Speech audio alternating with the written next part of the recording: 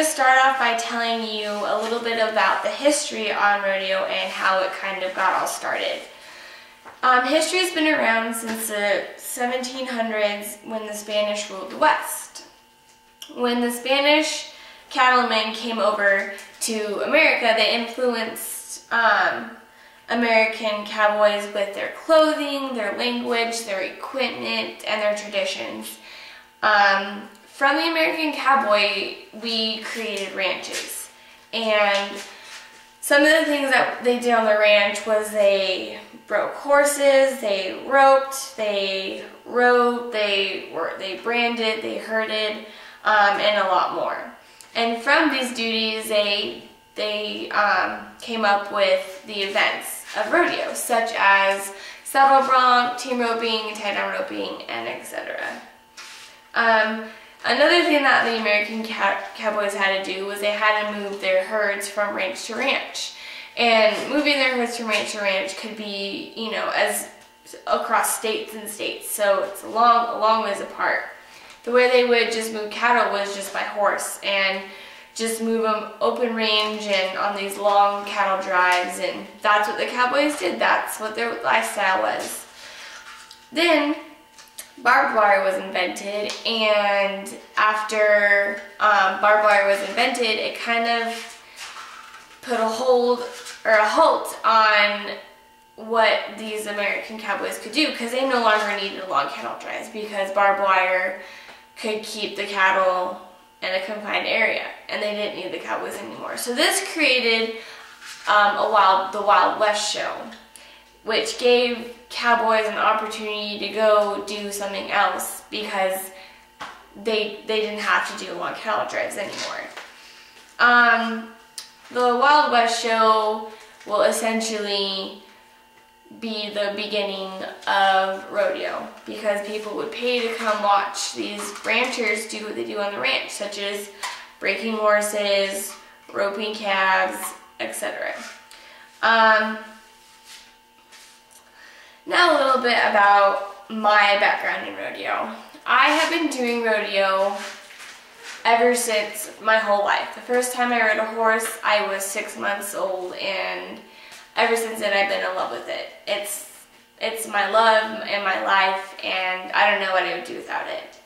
A lot of people don't know a whole lot about rodeo and everything that is involved in it and everything that you need at a rodeo. All the things that you need to know at a rodeo.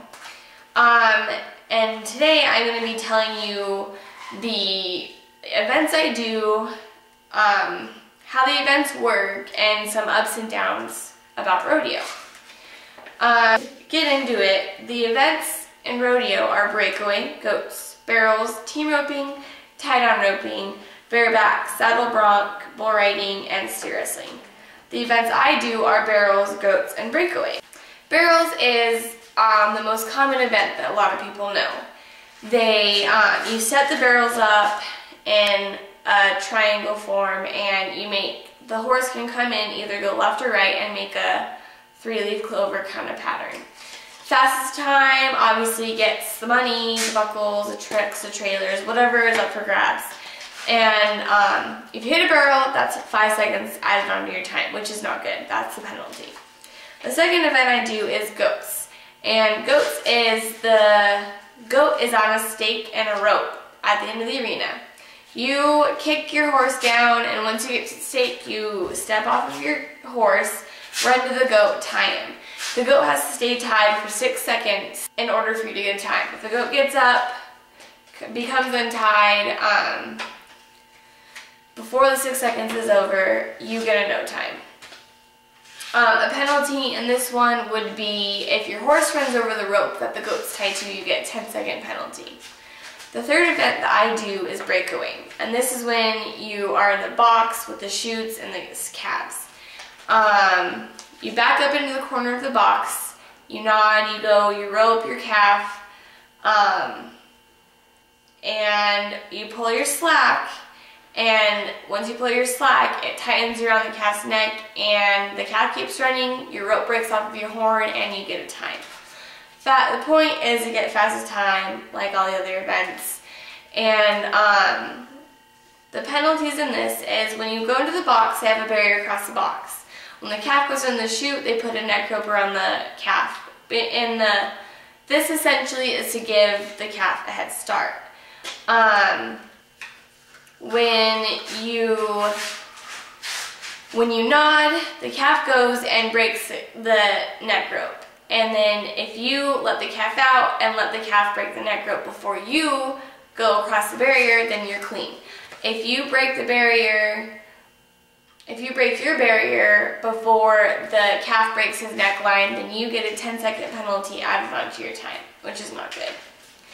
The ups and downs about rodeo is, you know, I mean, it's a very expensive sport, you know, like there's the conditions of there's the risk of your horse getting hurt, you know, drawing a bad calf, you know, just the little things that could really make it go bad. You know, it's a lifestyle where you have to travel a lot. You have entry fees are expensive, but the up is, you know, it's rewarding. It's taught me, you know, responsibility and, you know, to never give up and to be aggressive and just to, you know, it's really taught me a lot and shaped the person I am today. Rodeo is so much more than what a lot of people think. It's, you know, for some people, it's their career, it's their life.